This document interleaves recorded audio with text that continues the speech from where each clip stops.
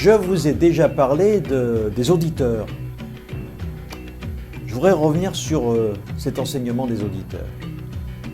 Alors tout d'abord, Mazu, le maître Mazu, qui fut un des grands maîtres du Chan, c'est-à-dire la version antérieure au Zen, la version chinoise du Zen, et qui prit ses racines en Chine avec Bodhidharma. Mazu, lui, a comme enseignement longuement exposé sa doctrine, que l'on a plus tard appelée la doctrine des auditeurs. Il partait du principe que l'auditeur est quelqu'un qui fait de la méditation pour lui-même et jamais pour les autres. Ce faisant, ce pratiquant qui fait de la méditation pour lui-même, comme dans les écoles Hinayana, les écoles indiennes d'origine, eh bien, il se tient à l'écart du chemin suivi par un moine zen.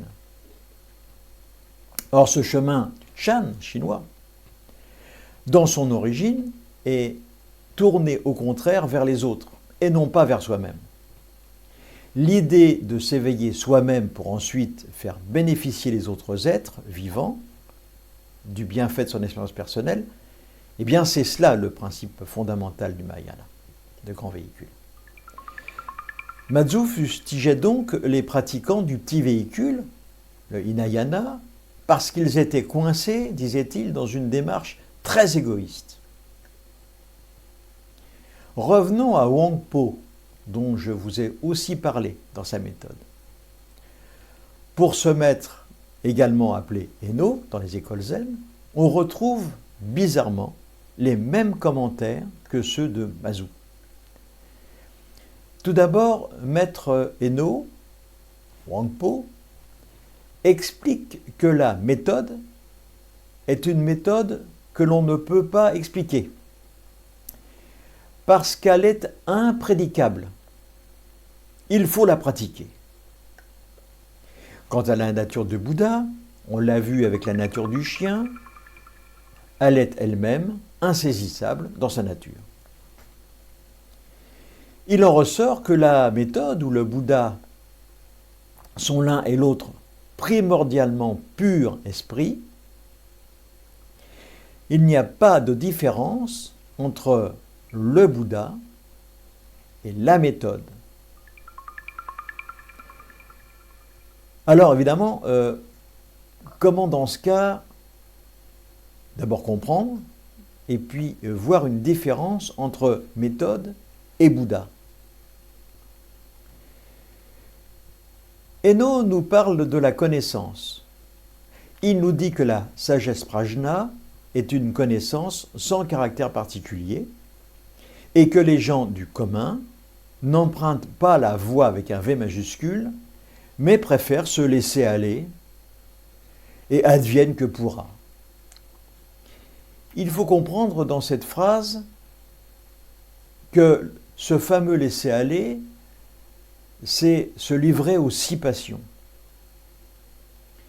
Les êtres ordinaires qui se laissent porter au fil de leurs passions vont durant toute leur vie, nous disent les enseignements, errer dans le samsara, de ce que l'on appelle également les 6 destinées. Maître Enno nous dit que l'adepte de la méditation, qui sur un simple jugement tombe immédiatement dans le sentier diabolique. Si un seul instant il s'accorde à des opinions sur le réel, sur la réalité telle qu'elle est, il tombe dans l'hétérodoxie. Ce faisant, il s'éloigne du chemin.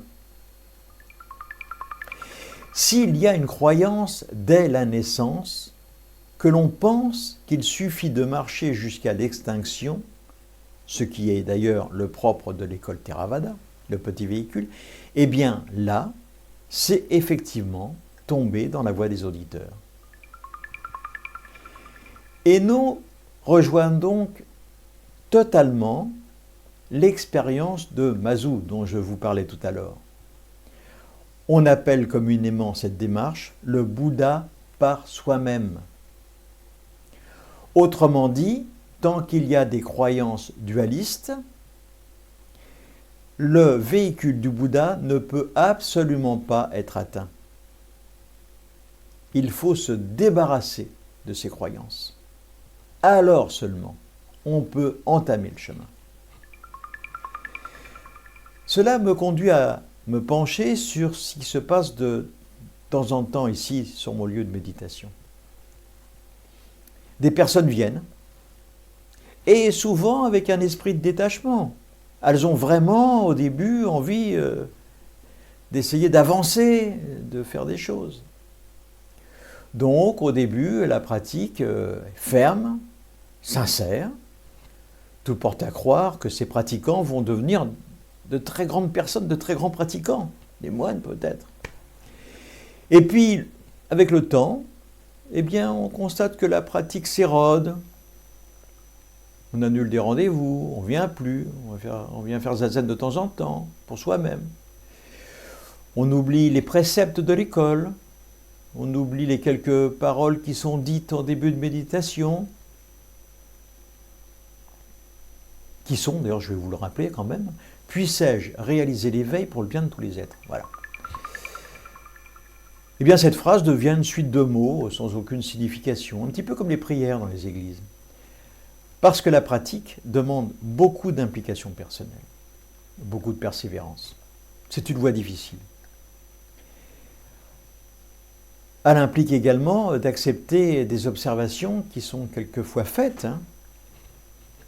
Et c'est pas facile. Là, l'ego se rebiffe. Ah, il m'a dit ça. Oh. En conclusion, ces personnes restent dans un jugement, dans une projection. Elles ne sortent pas des projections. Alors cela signifie que lorsqu'il y a une trop grande distorsion entre la projection et la réalité, eh bien, ces personnes s'en vont. En partant, elle signifie qu'elle faisait zazen, non pas dans une ouverture, mais pour elle toute seule, dans une perspective d'amélioration personnelle. Et là, vraiment, c'est dommage. Parce que c'est le reflet de cette société qui fait de cet exemple une norme, en fait. En fait, il faudrait faire zazen style mai 68, pour ceux qui ont connu la période. C'est-à-dire zazen sans règles. Monter des groupes de méditation sans dharma, des centres où l'on vient faire du yoga mental. On paye. Donc, on ne reçoit jamais aucune information sur son attitude. Les remarques sont absentes puisqu'on paye. Et on ne change rien non plus à son comportement. Et ces centres existent. Ce n'est pas la façon de pratiquer dans les temples zen. Notre façon de pratiquer, c'est de suivre les enseignements, d'avoir une conduite tournée vers les autres, d'être persévérant, comprendre qu'en suivant les préceptes, on marche dans les pas du Bouddha, Bouddha soi-même. Et puis comme notre but au fond, c'est d'être heureux, suivons l'enseignement d'Épicure qui dit « Une vie heureuse est impossible sans sagesse, honnêteté, justice, celle-ci à leur tour inséparable d'une vie heureuse ». Voilà, bonne continuation. Je vous retrouverai avec un enseignement que j'ai appelé l'île ultime. À bientôt.